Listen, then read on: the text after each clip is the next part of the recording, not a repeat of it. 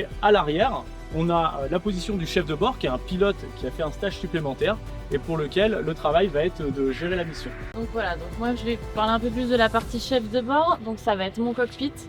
La particularité c'est que du coup on n'a plus les commandes de vol. La partie pilotage elle est laissée au pilote.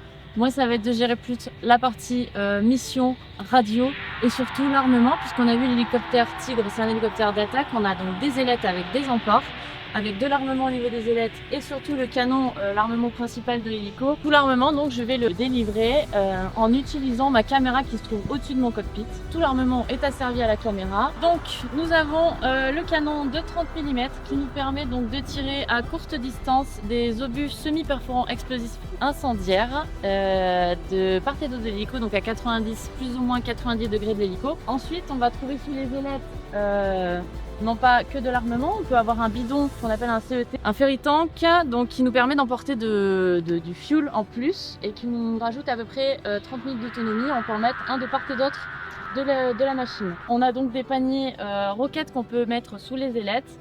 On a des paniers donc de 22 roquettes qu'on peut mettre sous les emports internes, des paniers de 12 roquettes qu'on peut mettre sous les emports externes, qui nous permet de tirer entre 2 et 4 km.